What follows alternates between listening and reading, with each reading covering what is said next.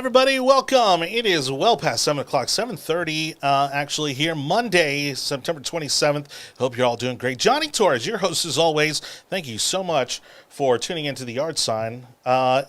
We've got just so much to talk about because we've been away for the past few weeks and just life happening to varying degrees. And so unfortunately we cannot be joining you over the past few weeks, and it figures that there's just been monumental things happening at the political level, both here in Florida and across the nation. And so we're going to try to tackle some of those tonight as we have our kind of usual cast of characters to bring in some solid quarterbacking on the news and politics of the day. Let's go ahead and bring up tonight's topics.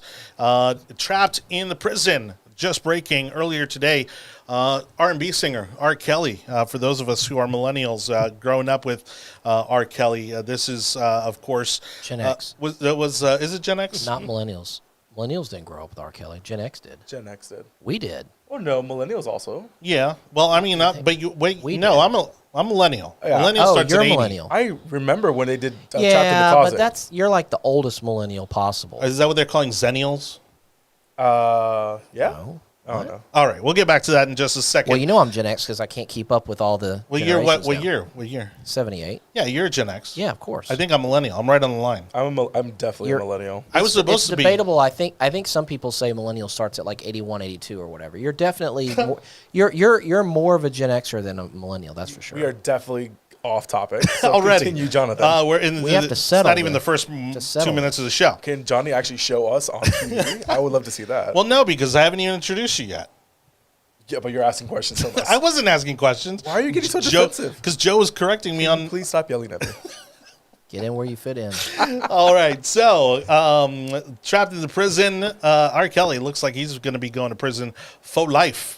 We'll talk a little bit about that just to kind of touch on some pop culture, which we don't always get to do on this show. Capitol Hell Week. There is some scary stuff happening in Washington, D.C., more so than usual, and it all comes down to spending a lot of money on a lot of things that conservatives and Republicans do not want any part of. And so we'll be deconstructing that, and that's going to lead in very nicely to our final topic of the night, which is also a very broad one because there is so much to cover regarding Joe Biden's failing legacy. We're not even at the end of year one, and there are already many people on just about every side of the aisle saying that this is going to be the make or break moment for the next 3 years of this administration. And it's true. I mean, there's really no other way to look at it. So we're going to go ahead and tackle that. Let's go ahead over to the big table since they won't shut up tonight. From Excuse left me, I'm to on right. my phone. Can you give me a second, please? Thank you. Such a millennial. Such a Always on his millennial. phone. God. So, from left get to in. right, I wanna be- Anibal, get in with David the cool Cabrera. kids. Hello, sir. Hey, Johnny. It's been a little bit. I know. Thank you guys for tuning back in after we had our unexpected end of summer vacation. Yeah, very unexpected. But again, a lot of good things underway, as you can see. Continuing to work on the set here, kind of changing things up a little bit. We've got some new toys to play with. Hopefully, we sound a lot better, all right? Because certainly spent a pretty penny on these nice microphones and headphones. And certainly love to hear your opinion on it for those of you listening, watching at home. Don't forget, you can get the audio version of our podcast also on the tech overlords at Google, Apple, Spotify, Audible, Amazon, and iHeartRadio. Next on Anibal, David Cabrera, the one and only Joe Wicker. Hello, What sir. up? What up? And Gen X representing. I think 80 is the line, and I was born January of 80. I was supposed to be born December of 79. I just think, look at it like this. If you were born in 1980, you're 41 years old. Ooh. That's not, that doesn't sound God, like I'm millennial not to me, does it? Born in that generation. Is it you? It's not me. Do you view a 41-year-old as a millennial? Well, I don't. Eventually, yes, the millennials will go into No, I their know, 40s. but like, come on now. 41, you're a millennial? No, I don't think so. I think my nephew Gen X. and my niece are born within like the alpha generation. I think they're calling themselves now. So we'll see what happens. Odds are we will ruin the system just as our forefathers have. Well, we got on that topic because of R. Kelly, Oh. whether or not you grew up listening to R. Kelly or not.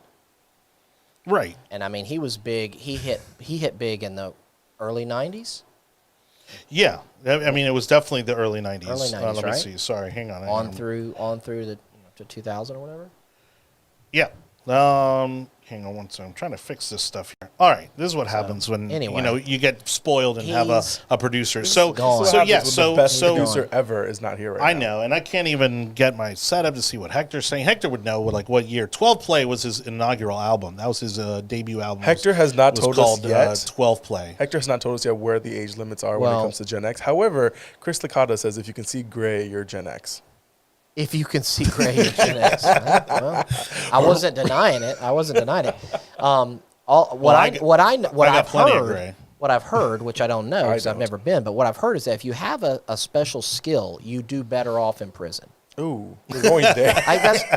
Seriously, like OJ was very popular in prison, right?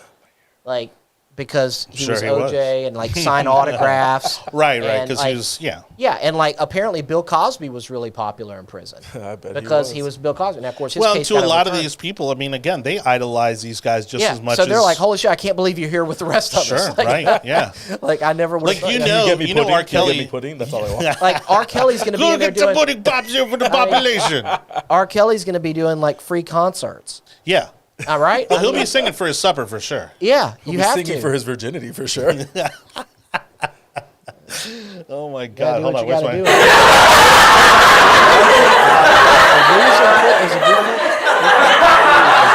Yeah. I wouldn't know what those are. But that'll be the interesting thing. Like, how does this play out? Because it's widely known. Well, it's prison politics. But it's widely known that pedophiles don't have a good time in prison. Right, No. right. And but then he also has the other side of the equation where, like you just said, he's very famous, very well liked, has had a very storied career. I believe I could fly, right? All it takes is for one good. guy to be in that prison who themselves were molested. Sure. Or has a child or a relative or something like that happened to daughter, a and niece. that person and that guy's done. Well, that's why they can't go in the general population. Do you They think can't he'll go survive, into right? general population? He'll probably be in solitary. why He'll he have to wouldn't. be in confinement. I mean, wouldn't he have to be like set aside? Wouldn't he have to be? So from what I remember, what happened to OJ and also what happened with Pudding Pop, that Who? Bill Cosby. Bill Cosby Is not Corn Pop, which Corn is Pop, actually got it. Biden's best friend. Corn Pop is Biden's Ask best about friend. Applesauce. Pudding Pop is Bill Cosby's Did they ever prison find Corn name. Pop? Didn't they find him? I don't think. Didn't they go back to high school and try to find Corn Pop? Anyways, going back to the original conversation, odds are he'll be put into a white collar kind of a white collar jail. So dude, upper class, maybe in Connecticut. No, but his crimes are criminal. It's not white collar. Yes, but that's not the point. The point is that they cannot put him in general population without either his life will be at risk or it'll cause a riot. I don't know. Does anybody listening know whether or not he's your going to status real jail? No. What I'm saying is that like there are jails where white collar crimes people are held. It's a lesser. Sure, right. It's not as tight security. Yeah, but in his case, I mean, these are pretty crimes, serious crimes. Yeah, but his crimes are criminal. So he doesn't. I don't think he just gets to go to white collar jail. If they have prisons just for military and just for police and just for things like that, the military is different. Yeah, but not for police. They don't put police officers that have committed crimes into general population. Of course. Because why? Because they used to put dudes in jail. So what do you think is going to happen to R. Kelly when they put him into a general population? Yeah. It's going to either way. I don't know. Either way, his virginity is going to get taken. So it doesn't matter what happens. And now it's just a matter of how long. I mean, we know it's life. Ooh, there's enough victims. He's also got charges pending in like 2 other states. So he just got convicted on federal charges. Now the states are going to pick it up. Dude's gone. I mean, he's done. Yeah. So Hector is saying that they're going to put him in a federal Supermax facility in Florence, Colorado. R. Kelly's crimes are not white collar, but at any stretch. And I agree, they are not by any stretch white collar. When I said that, I meant the facility that they were going to put him into. He's just going to end up, so then that means that he ends up in a maximum security prison, but he ends up with all the other pedophiles. So do you think he's going to release an album before he goes into prison? He'll release one from prison, won't he? He'll have to make money. Yeah, sure. To make money, he'll have to. Oh, so additional keep that information from canteen Hector. full. Hector, we need to get you back on the TV. on the show. Supermax is where they held El Chapo, one of the other Mohammeds, and other kind of prisoners like that. So yeah, no, I agree, Hector. I think they're gonna put him in Supermax. It makes the most sense. It keeps him safe, and also because he's such a high profile, it's not like they can just leave him in a max prison and have the guards fall asleep so he can commit suicide. Right. So we're actually experimenting. So he can suicide himself. We're experimenting 2 a little times in the back of the head. While he's kneeling forward. Oh my! So one of the things that I wish we'd have time to talk about, which we really don't, is the Bill Gates interview with Judy Woodruff. A effing Holy cow. disaster. Oh, it was. I'll send you. The cliff notes. Oh, so bad. She nailed him. It was beautiful. It was beautiful. If he were a more vulnerable figure, because he's not really, he's untouchable. He's one of the world's richest men. Second. I mean, man right now. right? But I mean, he's virtually untouchable at this point. It would be a career destroying interview. What did he say or not say? Well, essentially. Aside from just how incredibly awkward he was the entire time about all the questions about Epstein, his literal answer was, because she was like, well, what lessons did you take away from, your interactions with him and that sort of thing? And he goes, well, he's dead. He's dead. It doesn't matter. Yeah. That was literally his Oh reaction. my God. He literally shrugged. He shrugged. That, well, the check cleared, so he's dead. Like, that's literally what he said. Oh, I see what you're Right. taking away from it. I was going to say, because Bill Gates is an awkward guy, right? I mean, he's a really weird... More so than usual. Yeah, in this because he's a really weird because guy. he never does because interviews he's Bill whatsoever. Gates. Right. And more so than usual. And let me see, what does this do? Oh, there we go. Anyway. All right. Oh. So what also happened is, because they're asking, right? Like, what was his relationship about? What was he trying to accomplish? And what's funny is that, and again, I mean, I know not everybody loves Joe Rogan. No, it wasn't Joe Rogan. It was actually Sager. It was Sagar. From Breaking Points, another podcast that I love listening to. And he made this point, which I think just completely opened up my eyes and changed my perspective on the whole Bill Gates, Jeffrey Epstein thing, which was, this is the world's richest man, or second richest man now. Right. Why would he need Epstein to get in with anybody? Yes. Right. Why would he need him to help him get a phone call answered, or a meeting, or philanthropy I'm funds, Bill Gates. or I'm Bill Gates. You right. answer the phone. Who's not going to take Bill Gates' phone call? Right. And that completely changed my perspective on the whole thing. Look it to you. No, I know, but it's just, but isn't the whole Now we bring it back to us. But isn't the whole Yeah. concept that? Where's the But isn't producer? I thought the whole idea was that Epstein was a fellow rich guy, but he's the one that basically, like, he was the drug dealer, basically. He had the island, he had the private island, and people could come do whatever and be outside of the prying eyes of the paparazzi. The problem or is, though, whatever. that's not the excuse that Bill Gates is giving. Bill Gates is giving. Well, the of course excuse. they can't say that. The reason why so they ask him, why were you meeting with Epstein, even Right, after right, you why do knew you need to- yeah. that he was touching little girls and having inappropriate contact with these kids? And the excuse is, well, he knew people that wanted to donate money. Philanthropy, that's been my lifelong desire, Okay. blah, blah, blah. Yeah, and then whatever, Sagar on the other podcast was like, any reporter worth his salt is going to ask the question, you are the richest man in the world, or Who one needs- of two. Yeah. Well, who do you need to get money from to make these things happen? Now, they're saying that the reason why he was really meeting with Epstein is because Bill Gates wants a Nobel Peace Prize, which makes complete sense when you really think about it. It's like, that's something that he cannot really buy. Well, he probably could, but the Swedes won't never let it happen.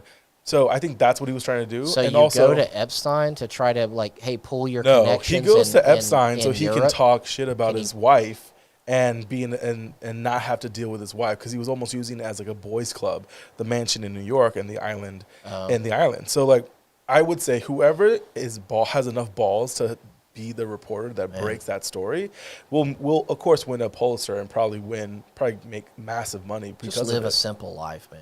Even if you got money, just live a simple life. I'm so surprised we're still allowing that man. Yeah, there's get it. definitely something wrong there.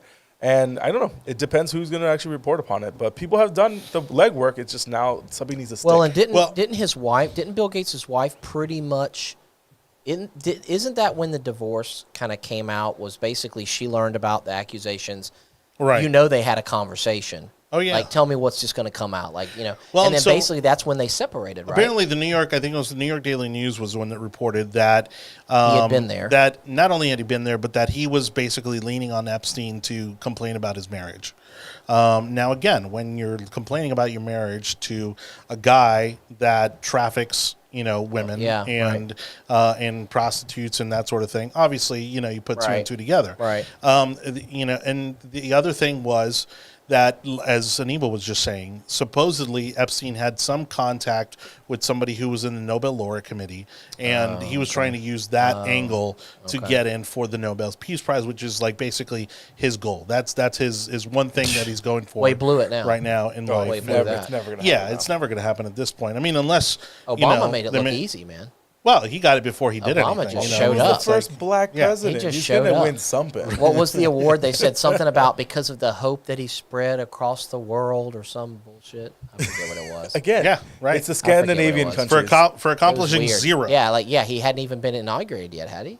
No. He had not even been No, it was inaugurated. like December is when he Imagine got No, it. they lined right up. They Yeah. lined right up with the inauguration. It was right before the inauguration. Wow. But he hadn't actually That's accomplished wild. anything. Hey, And colonial never did. countries feeling bad about slavery. That's really what. Well, and speaking of a Pulitzer, the other big story that, again, we're not going to get to talk about today is going to be Glenn Greenwald's report about Rushgate. Oh yeah. And how that turned out to be a whole hoax perpetuated by the Clinton campaign to take down Trump, which those of us on the right were saying from day one, and we all knew that was the case. And now, obviously, it's come to light that was true. Are you telling me here's that how no you one know. had all garbage? No one had evidence that Trump was Here- peeing on Russian Here's like, how you know strippers? what the Democrat candidate for president, what the Democratic nominee for president is vulnerable on. Here's how you know. Whatever they accuse the Republican nominee of doing, Sure. that's what you should be looking at. No, it's true. Yeah. They use projection. Hillary Clinton was weak on what? All of her connections and the Clinton Foundation and her husband, and they had all sorts of basically bribery and graft and all sorts of problems. So what did they do? Their problems were with Russia. Remember Hillary, Yep. the uranium Right. contracts and whatnot that she helped facilitate when she's in Department of State? Yep. Okay, uranium's a big deal, right? And I forget if it was uranium or plutonium, but either way it goes. It's yellow cake. Yellow cake, man. Everybody likes yellow cake. But it's you get the point. The nuclear components Yeah. that she facilitated being sold to Russia made her vulnerable. And so what did they attack Trump on? Russia. Oh, he's Sure. connected to Russia. Okay, skip ahead 4 It's years. the ultimate smoke and mirrors. Yeah, skip ahead 'Cause 4 you're years. redirecting, Skip yeah. ahead 4 years. And they come up, all Trump does is have a phone call with the president of Ukraine, a non-eventful phone call. Okay. Ukraine, a non-eventful phone call. Well, it was And- eventful. No, it wasn't. Yes, it was. No, it Yes, wasn't. I've read the transcripts. It wasn't. It was. It wasn't. Now, was it enough to get impeached? No. But Bro. was it enough to cause problems? They Yes. got a hack, a lieutenant colonel, which is a nobody when you are talking about the Pentagon or the White House. They got a lieutenant colonel who just so happens to speak Ukrainian because he's native, all right, which already brings into question his loyalties, and got him to flip on Trump because he was a known lefty, okay, and his former superior officers said so.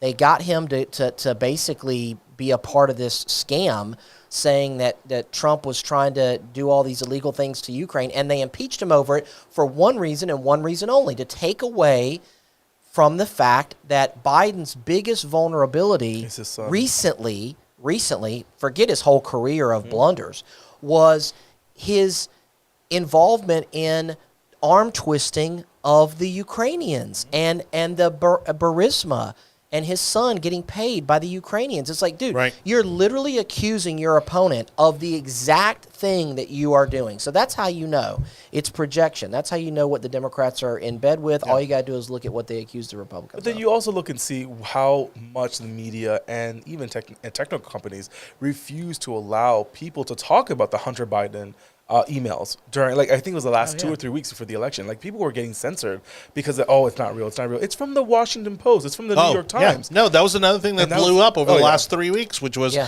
the laptop. and them confirming that the laptop and Yeah. everything that we talked about there being on the laptop was absolutely true. Well, from the New York most Times- innocent to the worst. Correct. And it's odd when you see the New York Times do like really good reporting. You're like, wow, you took some time to investigate that. Like that's Right. legit. When they went to they went to Thank you for Afghanistan. doing your jobs. They went to Afghanistan and did interviews and figured out that, well, who did we kill?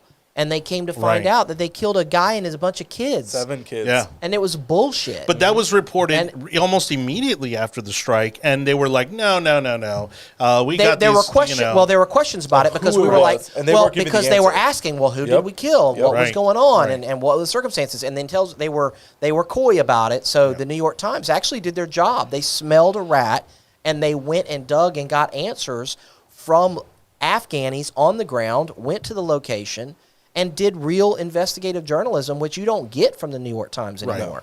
And I can actually testify to the fact that after spending a total of 24 months in Iraq, there were a couple of reporters in 2003 that were with us, and that was because it was in the beginning, and it was on TV every day, and it was big news, right? And then after, basically once things calmed down, after the invasion and before the insurgency had picked up, the reporters were out of there for the most part, Yeah. where they're hanging out in the green zone and just getting their reports. And in my second tour, during the surge, the biggest event geopolitical that's occurring at that time, and I never saw a single reporter in Baghdad covering that story. What they would do is they would get their news from local Iraqis as if that's a trustworthy source. Sure. And just sit back behind a desk in New York, and that's how they pushed out stories of Iraq. So my phoning it in. my Well, and point there is was is nobody that to I hold know- them accountable. Yeah, my point is that I know that reporters were very lazy when it came to the war in Iraq, Right. and actually getting the real story. And so to see the New York Times go to the location of a kinetic event, okay, Yeah. a bombing in Afghanistan, I was like, okay. I mean, I give them credit for And that. remember, if Biden hadn't botched the evacuation so much, I don't think there would have been reporters on the ground to be able to cover the additional things that were falling apart. I mean, that's Yeah. why they were there. It was such a rush job before the military got removed the first time around that bureaus were still. That's how foolish they really thought. I don't- that I don't- that the Capitol was gonna but that's was gonna really the whole hold. point with this Glenn Grunwald thing and Russiagate and Hillary Clinton was that they actually did the diligence and went and tracked down some of the people that were allegedly in these leaked emails, and they said, "Hey, are these emails accurate? Are these legitimate emails?" And they said yes.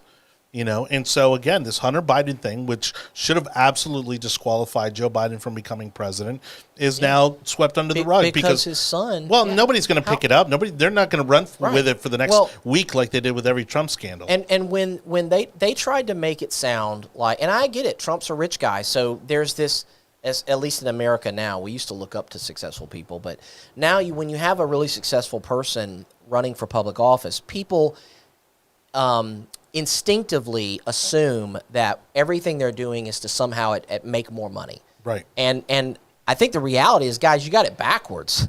Like, rich people lose money running for office. Yeah. Poor people come out rich running for office. Okay. So, but regardless, there was this assumption that Trump and his kids were going to be involved in all sorts of backdoor deals and collusion and all this, when in reality, Hunter Biden, who has absolutely zero skill sets when it comes to the petroleum industry, okay, he's not a chemical engineer, a petroleum engineer specifically, or anything involved, a consultant, I mean, nothing. And the guy's getting paid an astronomical amount of money. It doesn't matter what his skill sets are. When you get paid like 10 times the market rate for what you're doing, and your father's a politician, you cannot say... Well, not just any politician. He was the vice president of the United States. You cannot suggest that it's anything other than a pay-to-play scheme. And if that was Trump, if any of Trump's kids or relatives in any way were getting paid that kind of money by a foreign government, you wouldn't have heard of anything else. There'd be Again, riots. It doesn't matter. Whatever we're saying they right now, would have tried to prosecute him ahead of time. Democrats do not care about the Hunter Biden situation because it doesn't matter. The moral high ground in that situation is lost. And they don't care. Do you know why? Because they have, and again, it's completely real now because you see it all the time. The orange man bad syndrome. Right. No matter what was happening, as long as it Yeah. didn't, it didn't if it damaged Trump, it was all over the news for 10 days, 15 days, 20 days a cycle. If it had damaged Biden, Like the COVID counter. Oh yeah, the one, COVID death which counter. is no longer here. By the way, right. They don't do the COVID death Again, counter anymore. they don't care. The Democrats have never cared about what's going on when it comes to Hunter Biden because they think it's a moral imperative that they got Biden into the White House. They try to bring up the whole like don't bring family into it and all that. And I got that. If Hunter Biden was just a rich kid who got caught up in drugs and was a loser, like I get that. I get that. Nobody needs to drag some man's son through the mud. Like I got that, but that's Right. not because that's not really a threat to the country. It's a threat to the country when your financial well-being is determined by your contracts with China. China is not an ally. No, Yeah. never. China is not an ally. We forget that. We trade Right. with China. Well, and the but they simple are fact not that, an ally. that Hunter was legitimately putting his dad on the company paperwork For the big looking guy. to get Hold back 10% for the That's big right. guy. Even That's better, right. even better. Hunter Biden is on Air Force 2, I think like 200 times throughout the Obama administration. Like that's something that people don't talk about. He was always with his dad. Of Additional course. people were riding on that plane so they can show that he has that kind of influence. It's all pay to play. But again, Democrats don't care. Some independents don't even care because it's politics, and they wanted Trump out of the White House. I wonder If anything, some at least Trump was transparent about the fact that his kids were working in the administration. And not taking a paycheck. Right. I wonder if a lot of Americans just don't understand that like that, because in American politics, believe it or not, even though if you think it's all corrupt, the truth is that it's a lot cleaner than most countries in the world, right? Like you'll go to prison for corruption, right? I mean, local candidates can't even. I mean, you can't even get a bottle of water given to you almost without somehow having to report it. So Sure, right. So I wonder if the American people don't realize that bribery is literally just the way the world works, the way many countries operate. Right. And that's just the way they connect. Well, and if you want to know why Haiti's a mess, if you want to know why Puerto Rico's a mess, pretty much most of Latin America, if you want to know why it's a mess, it's because of bribery and corruption. Yeah, I was going to go there also. Like the It's just corruption, amount of corruption that occurs in South America and Central America is immense. Yeah. And then to go from there is like how the last year of any politician, because a lot of these countries have, you're only allowed to run once, or you're only allowed to be president for like 7 years. It's weird, depending on what country you go to, but the last 2 years of their presidency, it's basically a grab for free. Like anything that is not Whatever they can bolted get. down is hawked Sure. Yeah. for the Yeah. next administration to figure out what's going on. And so it's like you're having to I've reset always wondered. every single time. I mean, I don't want to take us down a rabbit hole here, Yeah. but I've always Yeah, wondered we have. what is it about American culture that does make our politics so very different? And what I mean is that our FBI, okay, and other cops, other law enforcement, I mean, they love to catch a politician, right? And I think we as a society, we kind of look at those politicians and just look for them to be involved in anything like that. And we keep it pretty clean as a society. You're going to get busted if you're involved in some kind of bribery as a politician. You just are. Yeah, but we don't hold them, but the to rest be honest, of the world just we don't does hold it. them as accountable as they do in other countries. I don't know about that. I mean, you How don't many- see that many. You don't see. Yes, you I mean, do. look for all the insider trading You that's have to going be on present. in DC. Illinois. Well, We've gotten I mean- rid of 6 governors from Illinois. No, okay. Yeah, but what I'm talking about is at the congressional, at the federal level, it's almost like they're almost kind of free and clear, right? I was going to say the higher up you go, the more likely you are to get away with it. But Right. but what I'm talking about is the blatant, like, you do this and you get a cut of it. Like that generally doesn't happen at most levels of American politics, but around the world, that's just literally how they do business. Yeah. And the problem is, and I'm just saying, I wonder how it is that we got to where we are. I think it's part of the Judeo-Christian. But at least in other in other countries, founding you of the see country. them trying. Like if you had a corrupt president, you see them getting thrown in jail. I mean, you'll never Well- see an American president thrown in jail. Well, Well, I think but it's because but that's the only higher reason- you go, the higher you go when it comes to office, the more likely you or your predecessors have written the laws. So when it comes to insider trading, when it comes to congressional and senators doing that, it's very unlikely that they're going to get caught or get prosecuted because they're not breaking the law. That's the problem. That's that's what the I'm thing. That's what I'm saying. Yeah. That group It and their seems predecessors unlawful. have written the laws where they're basically allowed to do insider trading. Jeffrey brought up a good point that free markets lower corruption. Think about it.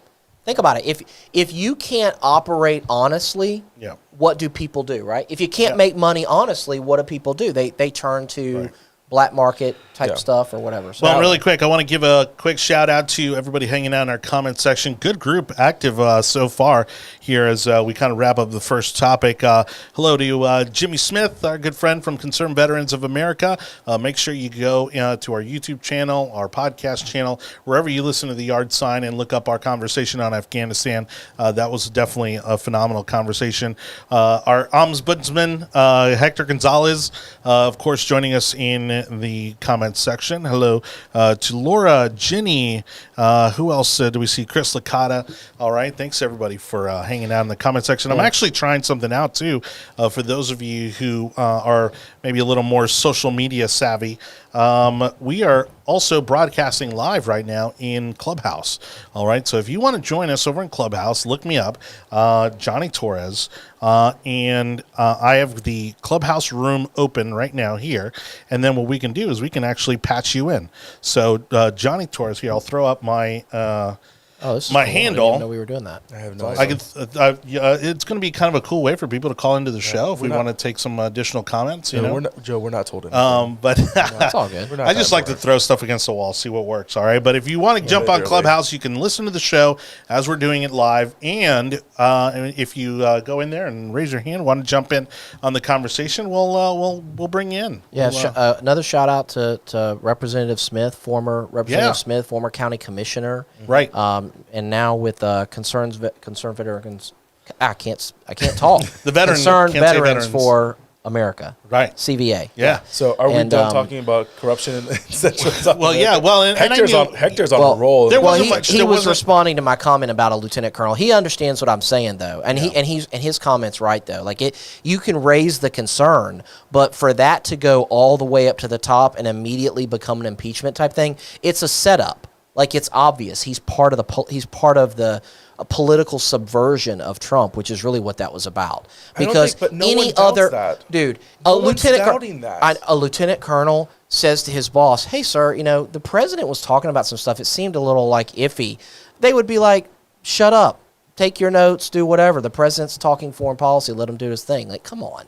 Again, I understand what you're saying, and I agree with 100% you're saying. Yeah. However, it doesn't matter. The House was controlled by the Democrats. It was an election year, and they were going to figure out any way possible to get him to not be able to run again. You think Republicans will impeach like the Democrats do? Come next year when we take back the House? Do you think they're just going to run impeachment just to do it? You know why? Because the Democrats did it. Why not? Right, and it's become a political tool. And impeachment is a political process. A lot of people forget that. It's not a legal process. It's a political process.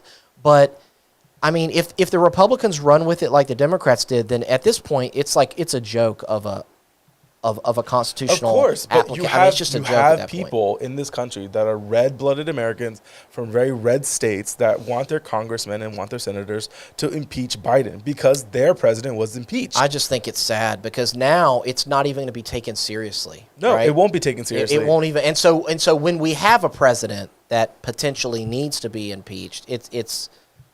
Are the American people really going to even get behind it, or are they just Joe, like, are you telling me that there is some form of, I don't know how to say this, an example of when someone keeps on, I don't know, crying wolf, that eventually when a wolf does come? I mean, what Nixon did looks like child's play compared complete to child's what's play. been going on now. I mean, it's Watergate on if he steroids. were, imagine if he were alive, he'd be like, guys, y'all impeached me over this. Well, like, if like, Nixon was y'all alive, are running if crazy. Nixon was alive, the Republicans that I know, and even in this county, would think of him as a Democrat. So let's not go there. Well, Well, we did, again, we started initially with our first topic of the night actually being about R. Kelly. But again, that was kind of short and sweet because we know he's going to be going to prison for life. Obviously, a horrible tragedy there for all the victims involved. But certainly justice, I think, has prevailed nonetheless. And so kudos to him for, meeting his, I guess, his inevitable fate. I don't know. People still believe he's innocent. There was a whole group of supporters outside the courthouse in disbelief that he was found guilty. Well, we're going to transition, even Charles though we've Manson already had talked that too. about. I mean, there were people that followed Charles Manson around too. So. Yeah, exactly. Well, and again, he, I believe, never actually killed anyone. It was always his followers. No, I don't think right? so. Yeah, Allegedly. We're going to move on to our second topic, which, again, a very broad one, Capitol Hell Week. And, again, for the Biden administration, that seems like it's pretty much every week, even to the point where they now find themselves blaming the Trump administration for the Haitians that crossed the border that have caused the big uproar. All of a sudden, the Democrats actually care about what's happening at the border, amazingly enough. I guess they're afraid that Haitians are going to vote Republican. No, seriously. Yeah, I mean, seriously. Okay, well, hold on a second. They're talking about rounding up these Haitians and literally putting them on planes, and I think they already have. Yeah. And send them back to Haiti. Well, why are we not doing that for everybody? With everybody? Sure, right. Because they know What's that stopping us? Those are not future Democrat voters. Right. It got well. One, I think the percentage of Haitian Americans that vote is extremely low. So right there, they know it's Sure. it's not a voting. But here in Florida, like Governor guarantee. Scott did a huge outreach in the Haitian community, and it actually was one of the things that gave him a big edge. In both elections. I have some Haitian employees, and I'm going to tell you what they come here. They appreciate the opportunity. This is winning the lottery. And they work their butts off, and they raise families, and they become successful, and they've just become contributing members of society and great Americans, and so they end up voting Republican. Probably, I don't know. I haven't even seen any data. Like many Latin Americans, are they really Republicans though? Do we even know that? Well, again, I think in general, when you have a devout kind of religious population. Which I don't know that Haitians are. Whoa! Remember? Yeah, no, they are. They're huge Roman Catholics. They have all sorts. They're Catholic. Yeah, they're very. Very Catholic. You know the issue they have in Haiti, right? Yes, I do, but it doesn't negate the fact that the majority of the people living there are still very much religious, Christian. Okay. Now, don't get me wrong. Hold on a second. Just like the Cuban population, where it's almost like a splinter of the Catholic faith. Now wait a minute. It's also when it comes to religion is not the indicator of voting trends, and we know that. No, but that's what I'm saying. That's not what he said. He said devout in their faith. Right. Which, I mean, again, to me is like, okay, that's a starting point, right? Because it's your value. No, a lot of Jews are not. A lot of Jews are not devout in their faith. But it's also, again, what I'm saying is that it's the foundation of their values, right? And then hence you would hope their political beliefs. And again, they're people who come in very hardworking, as you just said. They come in, as most of them, to the service industry, also very entrepreneurial. And so, yeah, I think that although, yes, traditionally they're not seen as a large voting bloc, as we've discussed many times on this program, it's all about, the slim margins. And if you can move that needle just a little bit, especially in a population like that is typically not reached out to, that can make a big difference, especially in South Florida, where there is a large Haitian population. It's worth reminding people that in case you've never ridden a horse, or if you've never seen a horse, they weren't using whips. The picture is literally the right side of the reins. He has split reins. So he has one over here and one over here. And he's trying to do three things at once, right? He's trying to control a horse. Right. He's trying to grab this dude or do something. I don't know what he's doing, but it looks like he's trying to grab him. Yeah. And at the same time, that rein is basically falling down or flying away a little bit, And that wouldn't be uncommon, for him to turn around and grab it back and take control of the horse. But this was the comment I made. I go, would you rather these illegal immigrants be chased by one horse or 420 horses in the form of a Chevy Tahoe, which is typically what happens at the border, where they get chased down by these trucks. Well, in some areas of the border. And inevitably it comes down to a foot chase. Well, Americans don't understand that the border, in some areas, like, you need a horse. Yeah. Yeah. Like you can't. Yeah, it's not navigable. Right. A truck's not getting up there. Right. I mean, sometimes they use ATVs. Yeah. Because it's rough terrain, and sometimes they literally have horses because it's not navigable. But again, in our society, it's also crowd control too. Horses are crowd control. None of that matters because in our society, a picture is worth 1,000 words. If you have a white and we have a lot of people that are Anglo-Saxon stupid too, showing even the inkling of hitting or like or dehumanizing another individual of a dark-skinned person, that's everything the White House, this current White House, does not want.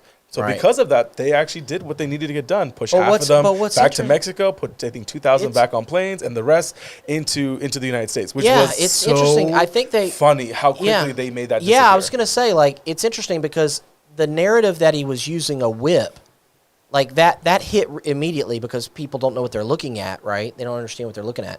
But then second, as soon as that popped up as an issue, it got dropped. And all of a sudden, the Haitians are on a plane to Haiti, and I'm like, "Wow, yeah, it looks like we can do something when we want to." Well, why don't we just do this? Because it makes the White House look bad. Hey, if we're going to bring in, here's what I think we ought to do. Well, what I don't think the White House expected was the backlash from Democrats. Mm-hmm. You know, and again, you haven't seen them react this way to all the Latin Americans that are crossing the border. It wasn't until the horse and the picture, right? Because that's what caught fire was the picture. Which again, nowadays gives very little context. Well, also, I think there's an element here where people of all sorts of political persuasions started scratching their heads and saying, "Wait a minute. How did a bunch of Haitians end up under a bridge in Texas? Yeah. Like, they came from Mexico? Like, how did this... So, what that means is that it's an organized effort. You've got people that are paying... And the Haitians are upset. They're like, hey, I paid all this money. They paid... I bet you they paid U.S. dollars to get on a boat to go to Latin America, Mexico, wherever the port of entry was. They got in there somehow legally. Could have been even Colombia. So whatever. Been Colombia. And they navigated all the way to the freaking border. They made it to Texas. Right. They made it. They're inside. And they're getting put on a bus and go back. And here's the last thing I want to say about that. On the bus thing, busing people back or flying them back. I'm sure there's a legal reason here. But at this point, if your state like Texas or Arizona, if your state's being invaded and the federal government is not fulfilling its constitutional duty, which is national security, and immigration, that's under the purview of the federal government. If the federal government is abdicating its core responsibility, which is the defense of the mainland, and your state, Texas, borders another country, and you're being invaded and the feds won't help you, okay, why isn't the state of Texas using its resources to take illegal immigrants, and if we don't want to be mean and nasty and kick them out, if you don't want to drive the bus right back across the border, well, why don't we just take them to Martha's Vineyard and drop them off? Yeah. Take them to one of the richest zip codes in Washington, D.C., and just let them out. Hey, these are the immigrants that you want in the country, so now you can take care of them. Drop them off at Martha's Vineyard and watch all of those ex-presidents and rich people scream. Drop them off in Brooklyn, in AOC's backyard. Yeah, drop them off in AOC's district. Hey, here's your zip code. We thought you would want to help these people out, and just drop them off at City Hall. Again, it'll never happen, so I don't even know what the point of this conversation has gone to. Because the states are being invaded, and they have rights too. But it's not the state's responsibility for immigration policy. That's right. So what do they do? Well, what happens is when you have an entire subcontinent being told that because Biden is the president, they're going to let you into the country. So Haitians from Venezuela, from Brazil, from Chile even, moved up through the Central America to get to the U.S. border. And then PBS News, I think on Sunday or Saturday, had interviews of people saying, well, we're here because Biden is president now, and we think we can get into the country, and we paid X amount of money to get into the country. Right. So they're getting pushed into it. Now, when you have 15,000 Haitians show up in the span of 2 weeks, or I don't even know how long it's been, you're going to have a confrontation, and you don't have the manpower to be able to put it, nor do you have the facilities to put it. So well, it's only a matter of time, too, that it's going to surface as to how those Haitians got to the border. Right. Because it was logistically it makes no sense. Well, and to Anibal's point though, your house, your driveway probably, your house probably borders a public road. Okay, it might be the government's responsibility to patrol that public road and to maintain it and to maintain the safety of it and to enforce the law. But just because the cops don't enforce the law of the public street doesn't mean that people get to then come in my house. Right. And I don't get to do anything about it. You don't get to just come into my yard and come into my home and I say, well, the cops didn't do anything. I guess I'm just going to let this happen. No. People have rights. You're an individual citizen. The states are not responsible the residents of Texas, for foreign policy. That's right. They're not. And okay, but the state of Texas, hold on. One point here. The states created the federal government. It's not the other way around. The state of Texas was there first. Okay, right. Actually, it wasn't because it became a state. It was a territory. The colonies were there first, the people of the territory. It was the Republic of Texas. And then the Republic of Texas requested to become a state. The settlers of the territory. The settlers of the territory had the land first. So they have a right to defend themselves. Mexicans had the right of the land first originally. So let's kind of wrap up that topic that again wasn't the actual topic. Oh, I agree. Remember the Alamo. They're Americans now. The people that live there are now Americans. Actually, a majority of them were pushed out into Mexico. So to bring it home and to move on to the actual topic, all right, I just real quick, Anthony Sabatini wants to take a significant portion of our budget and wants to send it to Texas to help them in finishing the border wall. Do you think that is a conservative use of our tax dollars? No.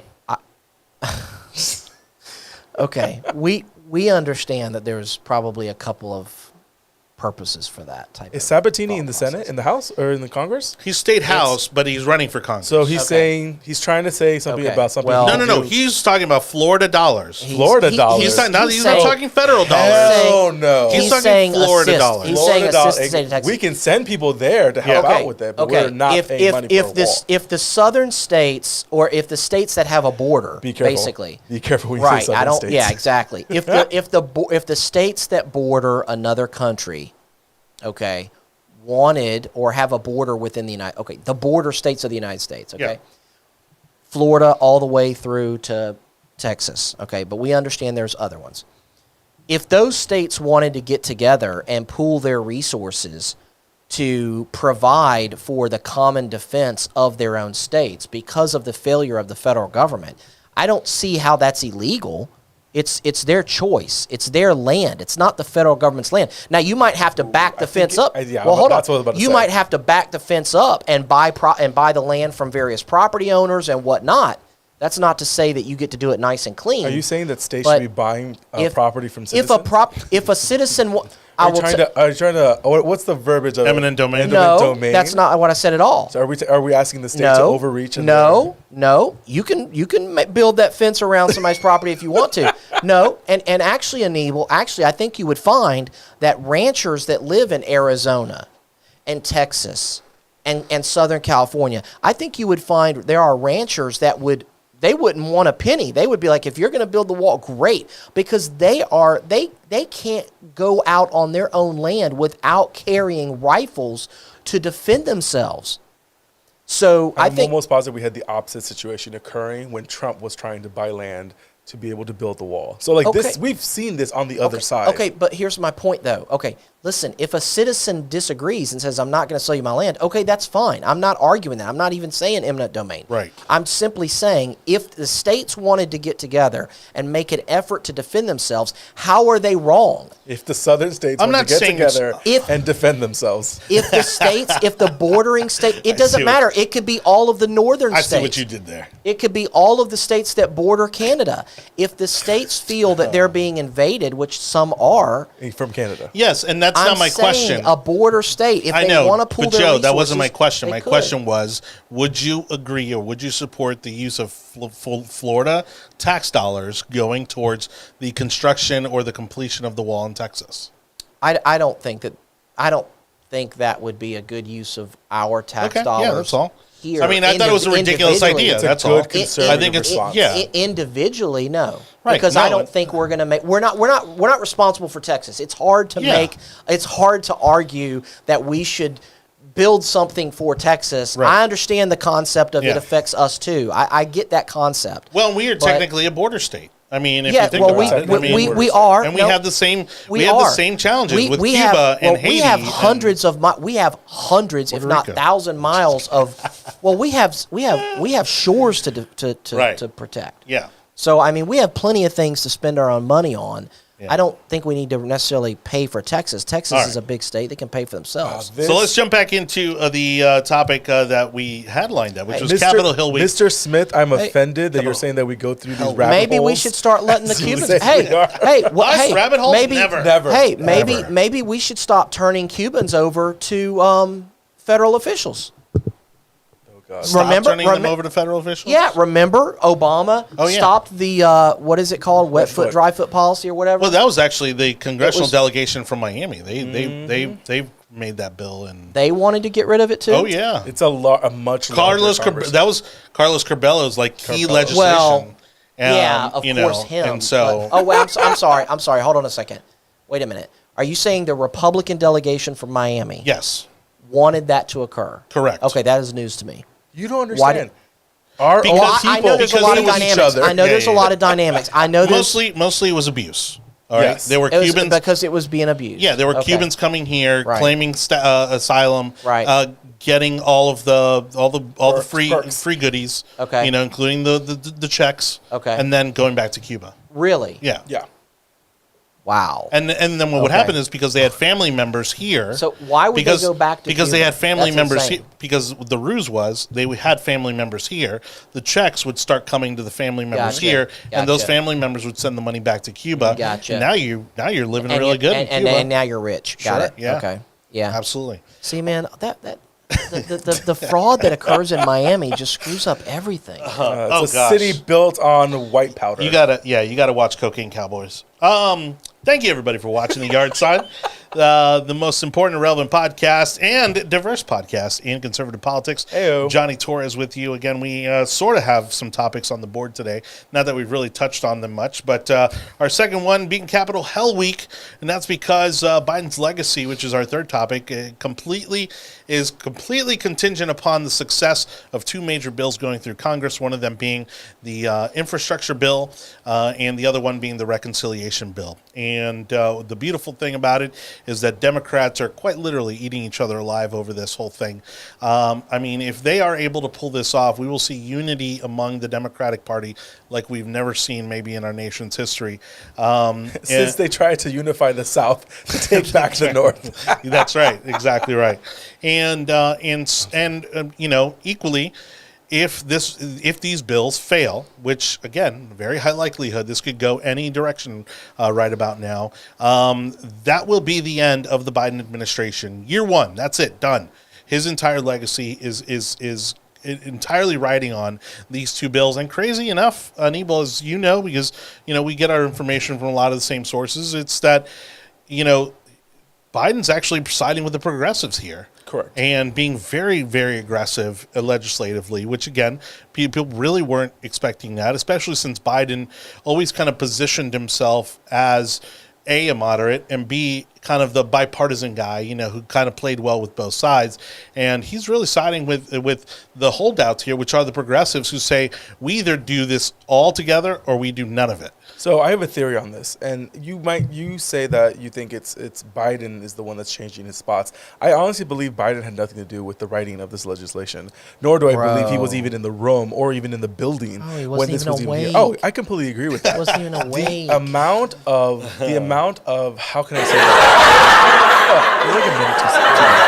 The amount of literal steaming hot shit that is in 5,000 pages of the reconciliation bill, which no one has seen yet, technically. Right. They don't read it. You No, gotta they're not pass gonna read it to it. see what's in it. Thank you, Come thank on, you, bro. Pelosi, via what, Come 2009? on, bro. You gotta learn how DC works, bro. Brilliant. Come on, man. Is becoming Get with the such program. such an issue that you're seeing it literally collapse the Democratic Party into two, where you have the progressive wing and then you have the Very more progressive wing. and now they're calling don't know who themselves these the moderates are, corporate. but- Progressives They and the don't real- call themselves moderate Democrat. They call them corporate Democrats, yes. which is like the And there's only weirdest like thing. 3 of them. Well, Yeah. technically, They used to be no. called Blue Dog. What is it, like 10 of Democrats, them? didn't No, they? the They used to be major- called so- Blue Dog, right? Yes, they And used to be called. Dixiecrats is over with. Yeah, like it's that. completely- That's Oh, so that's the long gone. progressive You can't wing. say that. the That's political suicide. At this Yeah, point. yeah. Dixie, yeah. To be a The Dixiecrat? progressive wing Clinton of the was your last Democratic Dixiecrat, Party is wasn't saying that there's about 66 to almost 80, no, 22 to 66 votes against allowing this to be parceled out, which is what's required. So today there was on the 27th, there was supposed to be a vote on the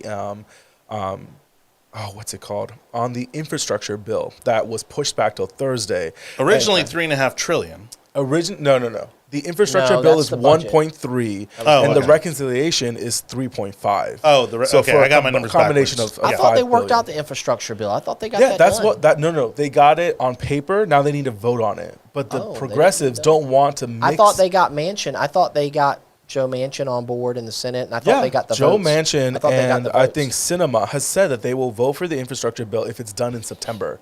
There is no way in hell this is getting done in and September. Pelosi wants to combine it with the rest of the budget because she believes that's the way to get the deal done. She wants the reconciliation. That's how she can bill. get all the crap in there. Yes, that's the only way. The problem is She knows that if the transportation thing is, if that deal gets done, the budget's dead, right? No. They're not You're gonna, confusing it. If the transportation bill gets done, then the second half of the bill, Right. which is the Build Back Better, which is so stupid. The Build Back That was Better. their brilliant campaign slogan that nobody knew. No one knew. It's Yeah. the social version of the infrastructure bill. Yeah. It won't get passed. It'll get pushed. It'll get kicked down the road for another year or two. And if it happens, if it's put on the docket after the midterms, it'll never get done because the Republicans will take back I the have House. to interrupt the broadcast for a second. My wife sent me a message, said my kids are trying to say hello to me through through the live stream to say good night. So good night, kids. Oh, good night. Go to bed. Oh, that's really Go to sweet. bed. Stay in your rooms. For a second there, I thought you were going to say that they were on the Clubhouse app and No. they My want to kids are not. They want to my put their kids are 2 not cents in social on the media. reconciliation bill. Love you. Yeah. Good night. So, are we done? Good Come on, night. you Good don't have- I'm night. talking to my kids. Everybody say goodbye to my kids. Good See you, night, kids. kitties. Good night. Sleep tight. Joey, don't pick on your sisters. I think this is the rabbit hole that people keep on talking about with this. Sorry, broadcast. Anibal. Go ahead. Okay, so Pelosi is saying that she will not allow anything to go onto the House floor for a vote unless she has the votes to begin with, which is very notorious for Pelosi saying things like that. She won't bring it up unless she has the votes. She doesn't think she has the votes. A lot of people are saying she doesn't have the votes, and now Democrats are getting upset because Biden is nowhere, shockingly, nowhere to be found when it comes to actually. They're whipping not up the talking votes. about it. Right. No one knows where Biden is, so he's not calling people to try to get them a part of this. So again, if this fails, the huge part of his legacy, I don't think it survives his presidency. Well, and again, one of the points that I've heard made was that he was going to try to model himself after like a Lyndon B. Johnson or Franklin Delano Roosevelt type of president. But those guys got into the thick of it. Like those guys, I mean, I think famously LBJ walked over, he was one of those guys that walked over to the Capitol building and literally went office by office, He was the first one to do it, to get these votes on board with his agenda. And again, like you were saying, because Biden's not there. He's He not can't- home. He can't He's do not. it. He's not. He's No, He's not even like, phoning home. no, He can't do it. There's. I'm not even picking fun. There I'm not are even dozens of making people fun. pulling He the can't. strings, There you and Yeah. he is not one of them. He is Yeah. not there. I'm not even making. I'm not even making fun. It's The sad. guy It's can't. gotten sad. He can't go rally the votes. Right. That's probably what he would be doing. You're right. If he was a president who was very present and capable, he would be calling. He would be calling people, and he Sure. would be getting some votes himself. Yeah. He can't. No. It's not happening. So he's phoning Can't do it in. They don't think they're going to pass it. Cinema and Manchin, and even now there's a third person. I think his name is Godhammer, is saying that they're just. From what state? Oh, I don't know what state Who's it's that? from. They're saying now that they're not going to vote for a reconciliation bill. And again, the numbers are so thin in the Senate that you have to have 100%. Yeah, you have to have all of them. or it's not going to happen. And even Yeah. in the House, I think you have to have. They can't lose 9. No, they can lose 2 in the Senate because Kamala can break the tie. No, they can only lose 1. No, they can't lose any. The It's- tie is created. Oh, right. if It's everyone- 50-50. yes. It's already 50-50. Yeah. Right. So they can't lose Right. anyone in the Senate, and in the Right. House, I think they can only lose up to 9 or 12. Hector, confirm that for me if not. But that's already super razor thin. So if the Right. progressives have plus 20 saying they're not going to vote for it, Republicans are saying basically screw you guys. You guys have the House and the Senate Yeah. and the presidency. Why are we going to focus on you? Well, and the broader thing being that, again, Biden's entire agenda is based on these 2 bills.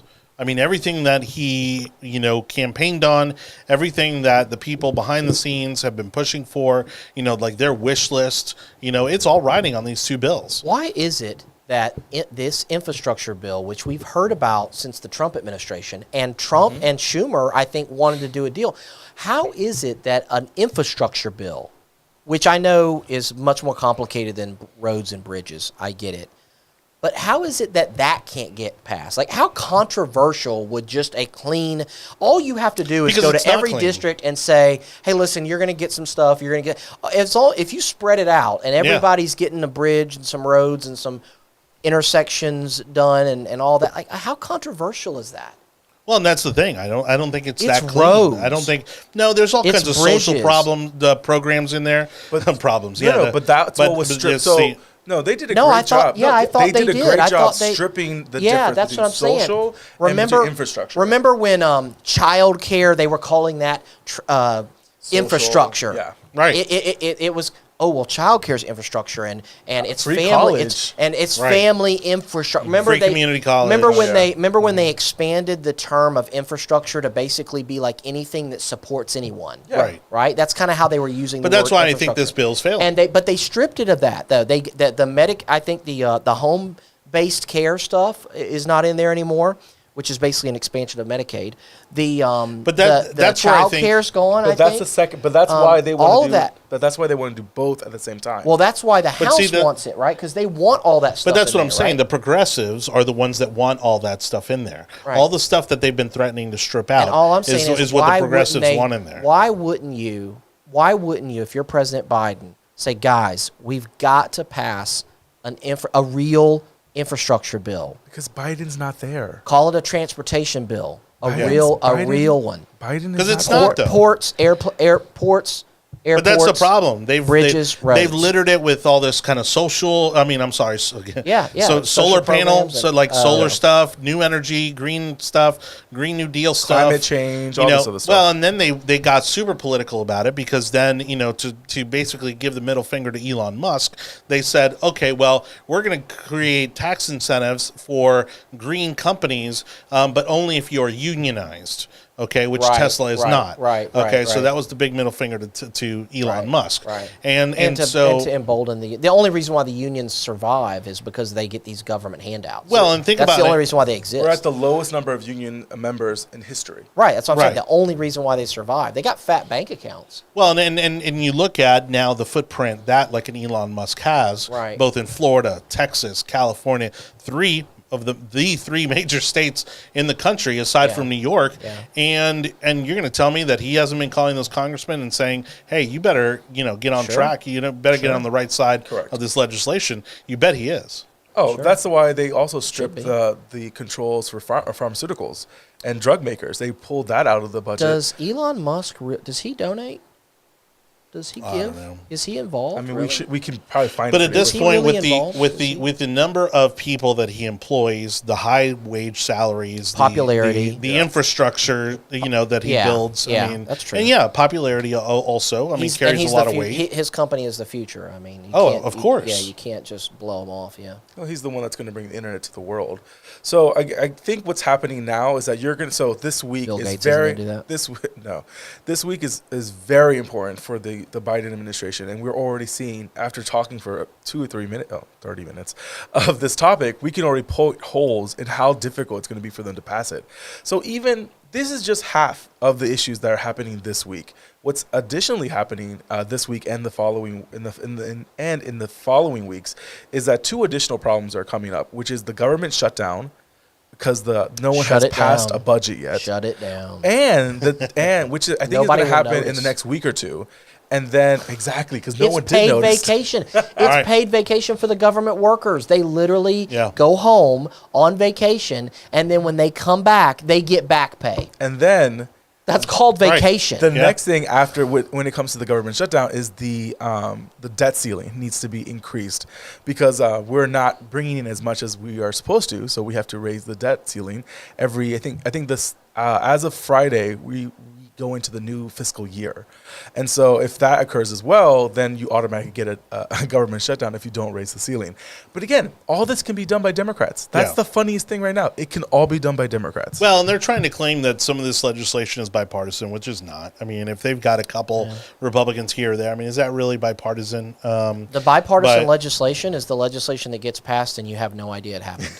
Yeah, that's No, right. I'm serious. Seriously. It's the stuff that gets passed, you have no idea it happened. Look It at all gets the a blurb. legislation that passed during the Trump administration that made no headlines. Yes. You know, get a blurb in a paper, and that's he it. passed budgets. Big Yeah, budgets. he passed budgets. He passed all kinds of legislation that got no headlines. Yep. And why? Because those were very bipartisan, in terms of the votes. And yeah, and it's a shame, right? Because people on both sides are constantly talking about how the other side won't negotiate, and President Trump actually gave Democrats a lot of stuff. oh, Like, yeah. he got worked with them bills. a lot. He got bills done. People forget he and Chuck Schumer are friends Yeah. and have been for 30 years. He didn't need Pelosi. No. He got stuff done because he No, went and to your Schumer, diehard Trump fans look the other way. and they Correct. did that. That's right. Yeah. Which was actually the most critical point. Trump literally was able to do things that Republicans would never go for because he was Trump. Yeah. And he was able to say to his supporters, hey, trust me on this. I'm just going to do this deal or whatever. Yeah. Yeah, which typically we've always seen that, compromise is bad and negotiation you're not is conservative bad. enough. And that's all And he did yeah. for 4 years. And Yeah, he got a Trump- lot more done Trump did a than, lot of than not so people are conservative stuff. aware of. Yeah. I mean, you got to really go back and kind of dig into the weeds to really see how much was accomplished in those 4 years. But it goes back to the point that I made about his re-election campaign, which is that he didn't talk about any of it. No. He didn't run on any of that Because he stuff. did- All he these ran- successes. Well, and he couldn't. and- He couldn't run on when he said in the White House briefing room when he was like, "Yeah, take the guns first." Like, yeah, ooh, that's not going to be good on a mailer. I mean, there's a lot of Again, he was people he, who he, care he about was and gun still rights. is not a politician. So I think the Republicans that are almost worshiping at the feet of Trump right now, wanting him to run again, I guess the don't point- understand that we're going to run into the same kind of problems that we ran in. But I guess the point is that if you're a Democrat and a Republican has to get elected, like if you're a Democrat politician and somebody says a Republican's going to become president, you need to choose. Trump wasn't a bad president for Democrats in office. No, Right. Trump was a great, He was willing his policies were amazing. because okay, could George W. Bush control his base? No. He couldn't do things that were viewed as anti-Christian, anti-conservative, that was when we still cared about family values. Right.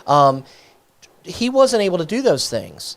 I mean, if you really look at it, because we've George mentioned it on H.W. this, Bush couldn't control we've his mentioned base. it on this show before, which is some of the anti-Second Amendment legislation that Trump Came signed from off on. Trump. Oh yeah, Trump is the only Republican in my lifetime that I can think of that could go to Democrats, pass legislation that gave them some wins, and he could turn around to his base and say, don't worry about it, I'm handling it, and we're doing a deal. I mean, and Republicans gave him a pass because actually the reason why they gave him a pass is because Republicans trusted that deal making is something that he actually does. right. And so He made it a feature, not a flaw. Exactly. Whereas every other Republican running for office, they campaigned on basically stopping everything the Democrats do. Right. So when they get in office and then they work with the Democrats, it makes them look like liars and like your typical politician. Trump came in saying, we can make something happen. I can work with Schumer if he wants to work with me. Let's do a deal. And so I think the voters were primed for that. Yeah. But of course the media is not going to let Trump get a win, so they didn't even publicize anything, but he did a lot. Yeah. So the media is going to be what really hinges on the conversation of the debt ceiling and the budget conversation, because we've now seen a shift of this media where it is willing to attack the White House and it's willing to put them on blast. And these two topics that are coming up are very much meat when it comes to ratings. So Anibal, they're going to have people a don't lot. care about the People do American care. people don't care about the debt ceiling because they People- don't know what it They is. can't comprehend it. They don't know what it The reason is. why I disagree completely what you're saying is because the last 2 times there's been an issue with the debt ceiling. It has harmed the party in power because they don't know what they're dealing with and they allow it to happen. So when the media, which they've done it to both sides, it hurt Obama and you saw it in the midterms, and it even hurt Trump. And what you notice is that eventually people understand the simple concept of, if I can't get an increase in my credit limit, why on earth are you having the same issue when it comes, and you guys can't even pass legislation? I Well, and the to put up crazy the thing budget. is that if there is a government shutdown, it's going to end up on the lap of the party in power. Correct. You know, and so nobody's going to look at this and be like, "Oh, that's the Republicans' fault." They're gonna blame the Democrats, Oh, no, especially when they MSNBC are completely Well, in control right now. I don't MSNBC is going to know, blow it man. on the I don't- Republicans every single time. But we have seen this already on both sides of the aisle. Yes. The party that's in power, even though they might not be the one causing the issue with the debt ceiling, they still get blamed for it. When Trump was in power, it was the Democrats that refused to increase the debt ceiling, and Trump Of got course, it. And of then course. when Obama had the situation, and Republicans were the ones was causing the problem, Obama got shit on because of it. So again, this is something that keeps on happening, and we already know the outcome. Democrats will blame the Republicans. Republicans will blame the Democrats, but the Republicans aren't in power. They have literally no control of what's happening. The fact Americans that have no. A lot of people don't Americans realize do that. A because lot of people don't Americans realize do. that. All right, guys, real quick, I just wanted to kind of reset the conversation. Thank you, everybody, for watching the yard sign. We've already pretty much touched on our final topic of the night, but we're going to go ahead and start to bring it in for a close. We appreciate you for watching. Don't forget, if you missed any part of tonight's show, the video version can be found on Facebook and YouTube. You can also catch the audio version of our podcast over on all the tech overlords, Google, Apple, Spotify, Audible, Amazon, and iHeartRadio. Again, if you'd like to chime in here, especially as we bring the show to a close, we're broadcasting live on Clubhouse. All right, look up Jonny Torres. Let me bring up my, there we go, so you can get it spelled correctly. Follow me on Clubhouse. I'll follow you back. Or you can also search for the yard sign. Like I said, we're currently broadcasting live, and we can actually bring you in live to the conversation. So we're trying to experiment with that tonight. Biden's failing legacy. Again, everything on the line right now within this next week. This week is going to determine Biden's legacy for, again, the next 3 years are completely irrelevant to whatever happens this week.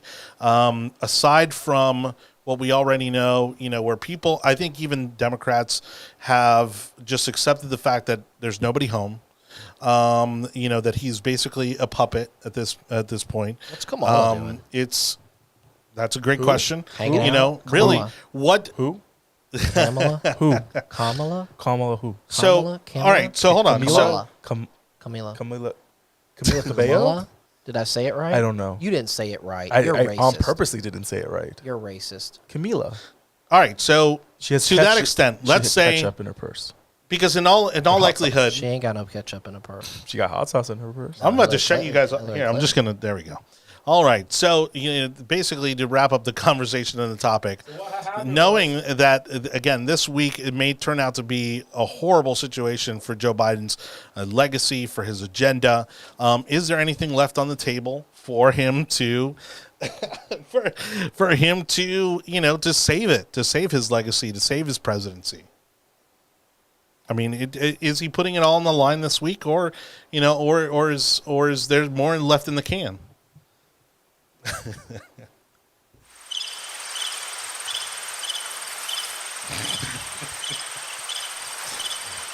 Yeah, great. All right, everybody. Thank you so much for watching. Jerks. It's like when you can't sing, but you're in church and you feel like you got to sing. You're just pine tree, pine tree. You're It looks horrible like with you're that. singing. Someone else needs to do that. Honestly. I know you're always late on your I stuff. know. Well, I am doing like 3 things over here. No one asked you. I think there's something actually bubbling. You asked like, what does it mean for his legacy? I think something's bubbling up here with COVID, and what I mean by that is like this has to come to a conclusion. Yeah. At some point in time, it has to come to now. Whether it's gone, I'm not saying it's gone. I think COVID's here to stay in some form. I think it's going to just go around the globe. But like the media is going to have to stop covering it. They're going to have to stop making it a political issue. But this is the thing. Biden has obsessed. Has been obsessed with COVID, right? Because and it's all about with his COVID. It's all followers. about right, exactly. But he's almost completely ignoring what's happening in Congress, despite it actually having the biggest impact on his overall legacy and agenda for the next 3 years. Well, if this agenda fails this week, that's it. He's a lame duck for the next 3 years. Okay, That's what they're saying. I hear what you're saying. You're saying that his policy opportunities are gone. Yes. Is what you're saying. Yes, because Republicans are going to take the House, and then that's it. He doesn't get anything. Well, yeah. But come the first of the year, politically speaking, no one's going to vote on anything. Right. But politically speaking, that doesn't mean that the Democrats have nothing to run on or nothing to go on. I want to give you a quick poll that was done, okay? And I'm stealing this from Bill Maher, okay? Which the guy's getting red pilled all the time. Oh, right? yeah. Oh, yeah. Big time. But so COVID actually, is, I mean, it's bad, especially if you're the one that's got it. But it's been blown up a lot, right? So check this out. When asked what are the chances that you would have to go to the hospital if you caught COVID, which is actually 1 to 5%, okay? That's how many people actually go to the hospital. When asked that question, 41% of Democrats believed that there was a 50% chance that you would end up in the hospital. A 50% chance. One in every 2 people that get COVID, they think ends up in the hospital. Another 28% thought that it was like between 29 and 49%. So that means that 70% of Democrats basically believe that that your chances of being hospitalized with COVID are much, much greater than in reality, which is only 1 to 5%. So basically their base is all about it. I mean, they're buying the fear. It's almost like they like to be afraid. Sure. They're buying it, so they're going to keep selling it as long as that's what people are buying. As long as people still believe, as long as Democrat voters still believe that you have a 50% chance of being hospitalized if you get COVID, when in reality it's like 1% to 5% max. Right. That's the Democrats' political campaign, COVID. Well, to that Remember point. Remember how long Obama ran blaming Bush? Right. They blamed Bush for a solid 4 years. Yeah. I mean, until it kind of became absurd. It was like, bro, you've been president for 4 years. Like, how are you blaming Bush still? Sure. But, so they're going to roll with this. They're going to roll with COVID and anti-Trump as long as they possibly can. Well, because they still see him in the wings. You know what I mean? They still see him as a threat. He's a threat. You know, Trump is He is a threat. I think he's running if again. he's able, I'm going to have to agree with Joe. I think he's running again. If I'm hearing from some close-ish sources that he is. Yeah. And look how bad Biden's doing. Right. Yeah. I'm trying to be objective here. I'm a Republican, but I'm trying to be objective. Yeah. How does Biden say, give me 4 more years? We're a year in. And it's already falling apart. It's falling apart. How in two solid years when they really campaign, how in 2 years is he going to say, or 1 year, I'm sorry. How is he, 1 more year before they really ramp up the campaign? How is he going to say, give me 4 more years? What? And how's Kamala even going to say it when her whole campaign is going to be vote for me because I'm a woman? Well, she was responsible for the border. Remember, she was the border czar. That was her responsibility. And like you were alluding to, I mean, she's now MIA. Yeah, And because she's gonna be MIA for a she's while. got to keep distant from it because she's going to have to come in. Joe's not running again. We know that. Yeah. Right? Like Biden Well, even Joe was asked, when was the last time you were at the border? And he just walked away. Never. Wouldn't take the Never. question. If Right, so- Joe can breathe, he's going to run. I truly no, believe it. he's And not. Yes. No. Who else on their bench could run for president right now? Bro, Biden. Who? Bro, I agree, Joe. Biden I is wouldn't be gonna surprised. give I wouldn't be surprised if they pulled Newsom. Biden's I going to wouldn't be surprised. I mean, they've got some he's people that not would call up. running again. He's Beto's not going to probably running. give it a go. No, it's not going to. Biden is not running If again. Biden says he's not running, then no one else He's is going to run. not. He's not. I bet you he is. I bet you if he's still breathing, he will run again. Because And they're going to lose regardless. Oh, and they will lose Right. regardless. No matter who they put up, Buttigieg is not going to remove himself from transportation to go run against... timestamp this episode, by the way. Yeah, no, I agree. Buttigieg is not going to resign as transportation secretary edge. to be able to then run against Biden. The governor from California, which we haven't elected a Democratic California, West Coast president in forever. West Coast? Right. I don't think it's even happened. Hector, Since Reagan? since Reagan, Hector, search for Democratic No. governor from Reagan. the West Coast. So now, Oh, those are now two Because people that they're we just constantly said. having to, because the Democrats are constantly having to solidify the Midwestern Midwest, yeah. white base. Yeah, but Democrat. So now, we've now California taken has two people. become the litmus test for the Democratic Party. But now, the but California why, agenda. But why don't would you have get to- a governor? but you don't Why have would you to have be a from governor? California. Exactly. You don't No, have I to be from understand California. that. You I just have to have understand that. California It makes no values. sense. But you talk about the East Coast would never do it. Newsom right now for Democrats. He's looking as potentially the next best option because he defeated a recall. Yeah, he's on top right now. You know, and again, he's very liked among the LGBTQ community Yeah, he because could run for of his because he was stance on San gay Francisco. marriage. Well, you know, 'cause when he- California and he was- voted against it. If Biden He was mayor of runs- San Francisco. If Yeah. Biden runs for president in 3 years, He's no Democrat will run against him.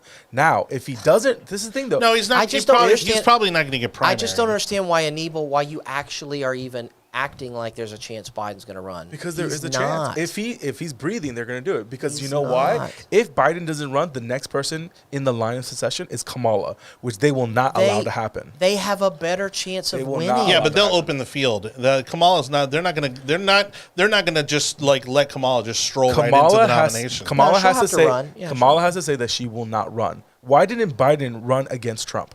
Oh, Kamala's going to run.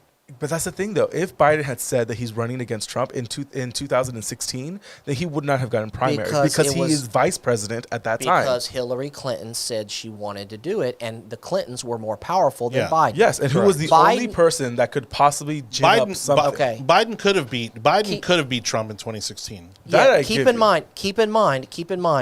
In 2020, when it was time to run against Trump, okay, prior to COVID happening, okay, Trump was about to walk right into Correct. re-election. Correct. Yeah. He was riding high. Democrats would disagree. Some Republicans might disagree, but he was. Trump was going to win Oh, yeah. in a landslide Right. prior to COVID, okay?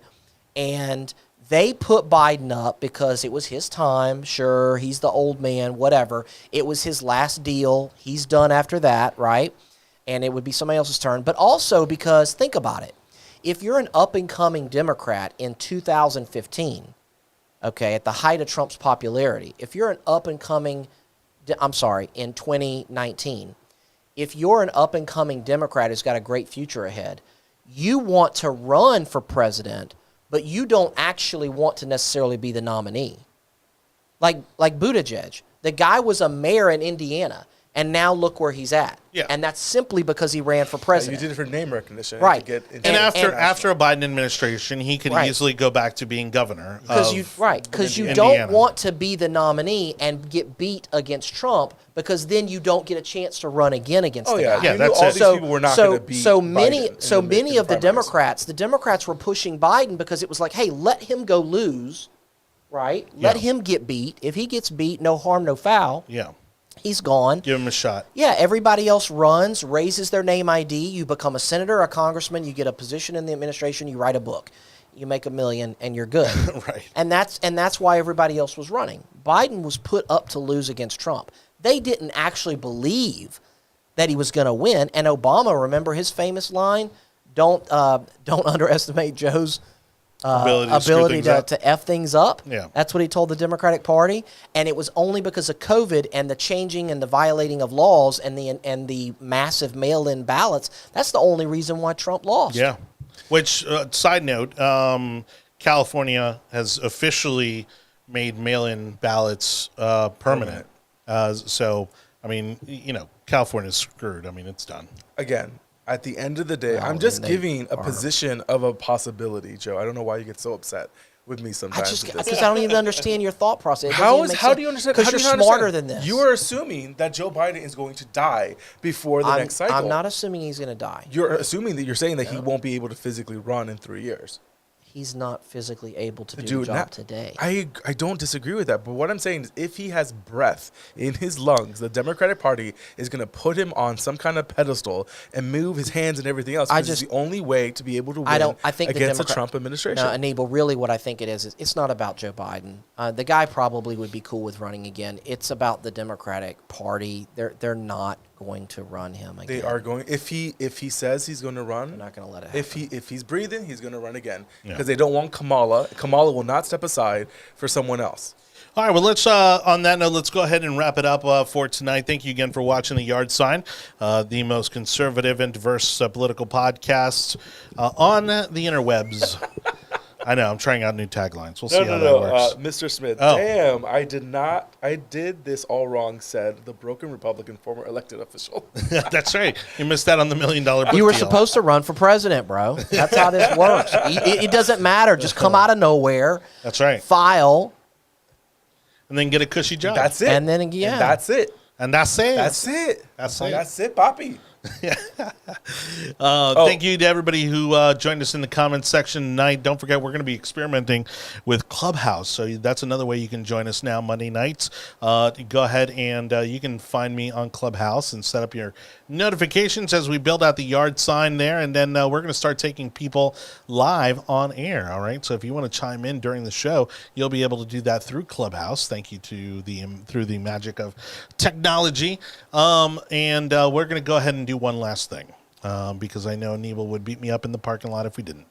I'll actually kick things off with something that's interesting to watch, and I don't know really how much truth there is to this, but it's starting to catch on, and it's certainly kind of raising a lot of red flags. But apparently, well, speaking of red flags, it is a red flag legislation that was allegedly voted on in Congress with funding. And there was a significant amount of Republicans that voted in favor of it, including many of the congressmen and women from Florida. And so, I mean, if you threw out a Republican congressperson's name at me right now, they probably voted in favor of it because I looked through the list. And so... It was more red flag laws? Yes. Coming out of Congress. Now I gotta look. Now I gotta look exactly to see what bill number this was and all that, because again, sometimes these things get taken out of context. And if it is that January 6th, which some people, if it is that, and which again, the grassroots people are getting irked about it, and starting to call them rhinos and all this sort of thing. I mean, again, this could be a pretty bad, for those Republicans who may have voted in favor of this legislation. So that's something I'm going to be looking at, and we'll have more on that probably on the next show. All right, we'll go left to right. Joe, what other story, news item are you watching this week? Well, I guess I would say to keep it local, just the school board and masks in school and defying the governor's order, and then the courts and upholding and then overturning and upholding or whatever. It's just a mess. Which they've actually, they laxed a little bit. Yeah. I think last week. Is it back to voluntary now? Is it back to parental choice or whatever? Sort of, and then I think the quarantine timing I think is much shorter now. That's right. But again, that was a direction from the governor's office, and the governor has a new state surgeon general, right, who is a Harvard medical school guy. He does, which the media has already begun to destroy. Which is odd because he fits all of what they would really want, except for the fact that he was appointed by a Republican, and they assume he's a Republican. We don't even know that's true, but I'm assuming maybe he is. But despite that he's a man of color. Yes, exactly, from Haiti. Yeah. Yeah, originally, yeah.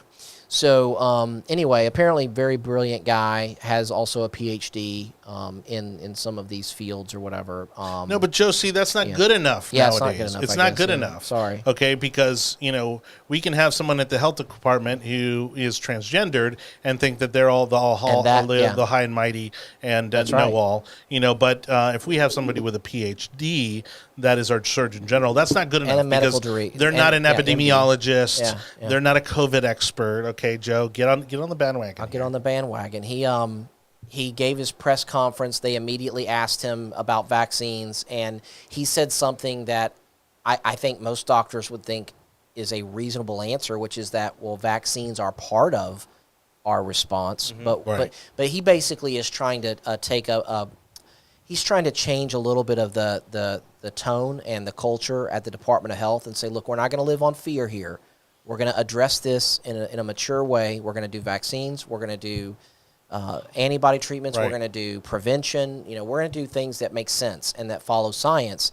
And he's basically saying, you know, that they need to. It's not necessary for these kids to constantly go through these 10-day quarantines simply because they were around somebody. You get a negative test, you got a negative test, guys. Right. You know, and so that's coming from the governor, though. But and Unless of course, you were on The schools- View, which in that case you got a false positive. Yeah, then you just coincidentally happened to get Yeah. a false positive Yeah. the day Both Kamala of them? Harris. Did both of them So say? supposedly they were now they're saying they were false positives. It was beautiful that both of those women had to get off the stage to be able to allow the vice president to get on the stage. And then at the end, the vice president could not get on Yeah. the stage. So she had to do the recording from her dressing room, I think it was. Anna Navarro getting benched was Ugh, maybe love I honestly didn't even enjoy it as much as I should have. Okay, because if anybody ticks me off more during the can't Trump stand her. administration, it was Anna Navarro. She's a racist. She's oh, a racist. Well, and a turncoat of the worst of them. Completely. I mean, it's Completely. you know, and so Is this anyways. a Hispanic conversation? She's a Miami. She's a Miami like political clinger. You said like, she was a turncoat, and I'm you know, like, what are we? what Yeah, happened? well, she's a Cuban woman from Miami who very tight with the Bushes, specifically the Jeb Very. Bushes. Okay. You know, in Miami, which cool. Hey, kudos to them. All right. I mean, I have no problem with any of them. But that's basically how she's made her name. Okay. Is basically clinging onto them. Yes. And then that's given her political clout for some Gotcha, reason, gotcha. and she's turned that into a career at CNN. Okay. And now she's guest hosting at The View. Well, we'll see. So we'll see what happens with the schools then, because that new guidance is coming from the Department of Health. Yeah. But the schools are doing whatever they want to do and fighting against. And then of course Biden's coming in and saying, "Oh, if you lose funding, we'll back you up," or whatever. Hey, if you ask me, I mean, be careful, because the legislature might just say, "Oh, okay, well, if the feds are going to fund all of our school systems, then okay." So Hector from the comment section saying that Anna Navarro is actually Nicaraguan. Oh, Nicaraguan. But Okay. I think check to see if she was. I think she came out of Miami though. No, she is. She's should- from Miami. yeah, like I I'm said, almost positive she's she's out tight with Jeb and the Bush, the Miami Bush family. And then you know, also, I added into the comment section the link to see which Floridians voted for and against the red flag laws. Out of the 16 members, 10 said yes, 6 said no. That's what I'm saying. And Who said no? And you will recognize. Who are the no's? You would. oh, there's big recognize- names on there. No, it's who said yes. That's what I'm saying. These are the yeses. Gates, Salazar, Can Bilirakis. Can we not call people out on a I mean, political look, show? it is what it is. They're going to look it up anyways. I mean, look, And Waltz. go ahead and look it I up. don't- Go to I don't get- congress.gov I and don't look it get up. I don't get the Army guys. That's I the mean, one I don't. This is get. where, I again, don't get the Army guys. unless you're there and unless you know how the sausage is being made, you don't know what kind of deals are being made behind the scenes. You know, on the surface, obviously this looks terrible, Webster was and I a would no, hope there's a Stubbe's a perfectly no. good. I would hope there's a perfectly Mast good. was a no. See, this is odd because Mast was all in for he was in for AR-15 bans. Mast I was. wouldn't be surprised if those that said yes felt that it went just enough, and those that said no felt it wasn't going far enough. And that's again. Oh, so not against it, but like they didn't do enough. Once you Yeah. again, when you do the whole DC thing Yeah, and you realize right. how the sausage is getting made, it's really weird. So those are the 2 points on their side. Whatever. Where'd It's easy when you have your Donald own fall on the security. list? He's a no. He's He a was no. nay, Is it no? Yeah.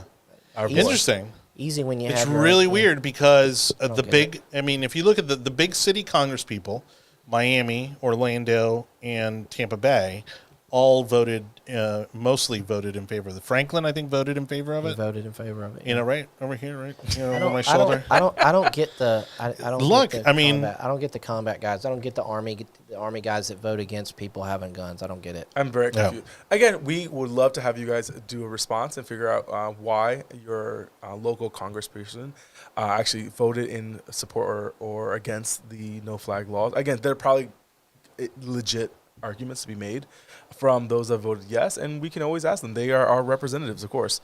All right, we're at 132. What's your one last thing? So my one last thing is the continued slow collapse. What are you doing? The continued slow collapse of Evergrande, the second largest state company in mainland China, with liabilities of almost 400 billion American dollars, 200,000 employees. 3 to 5 million subcontractors and over 400 projects in almost every single province in China. This is going to be a very slow but very legitimate collapse of, again, the second largest company in China. And it's quite interesting to see how it's working, because people call it as the Chinese version of Lehman Brothers, Right. which I don't agree whatsoever on that. I really see this as more as a Bear Stearns or AIG situation. But what's crazy is that, again, because initially everybody was panicking because how closely we are now tied to the Chinese economy. We're not that tied to the Chinese economy. Well, but there's a lot of these hedge funds and a lot of these. We buy a lot of stuff from them, but we're But not. that's not being. But- Yeah. So you're talking about the financial. So Yeah. because But of I'm up 11% this week. So because of the way the financial industry works in China, one, you can't have more than 50% control of a company. So right there reduces the liability costs for American and European countries. Second, a lot of it's internal bonds and not that much when it comes to foreign bonds and foreign coupons that need to be repaid. So what's going to happen is I like coupons. I do too. My wife coupons. I've never couponed, actually. I've never used a coupon in my life. I realized that when I was She can get dating like $400 worth of stuff at Kohl's for like $50. What's Kohl's? It's a store that women shop. You at, should I go to think. Kohl's. It's a good store. I don't shop, so it doesn't I matter. Groupon. Does that count? No, it doesn't count. So at the moment, everyone's watching to see what's going to happen the next 20 days is really to see what happens.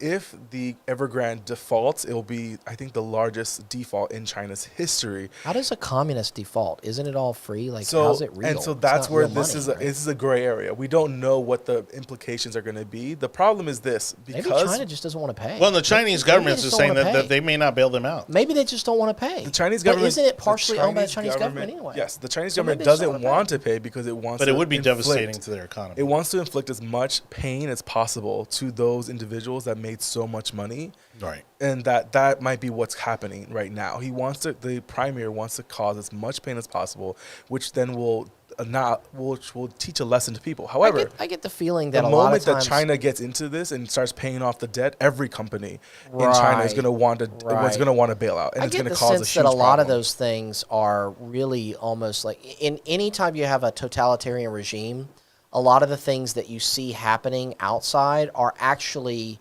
internal conflicts. I agree with that. I wonder how much of this is actually their own internal, because you mentioned something, the state wanting to kind of push or do something to the private owners and stuff. So, I mean, this literally could be the Chinese government saying, oh, well, you got yourself into trouble. Maybe they want money from them. I mean, who knows what they they don't want want. money I mean, from them. or concessions of some kind. No, I mean, they don't want any of that. So right as of today, the company's not able to pay its employees. It literally has, I think, probably by the end of this week or probably the end of next week, really a decision needs to be made. Either China comes in and destroys the moral hazard that will be caused, because then everyone's going to want to default. Everyone's going to want to default and get paid out. China does they nothing. want that stymie. Yeah, and if China does nothing, then it'll allow it to Give us just that $5 continue billion to. stymie, You're so $50 billion ridiculous right now. stymie. Anywho, I think gosh. the You mad you ain't get a connection stymie? between China and America is overblown completely. I think people over-exaggerate the importance of the Chinese economy to the U.S. economy. That's true. And I don't think you'll have the same kind of systematic breakdown as you had when we were having our financial crisis. I think this pulls the cover on people that think that China was going to ever overtake America. Basically, my kids aren't going to be able to get their dollar store toys like they normally do. Actually, a lot of the stuff is made in Mexico.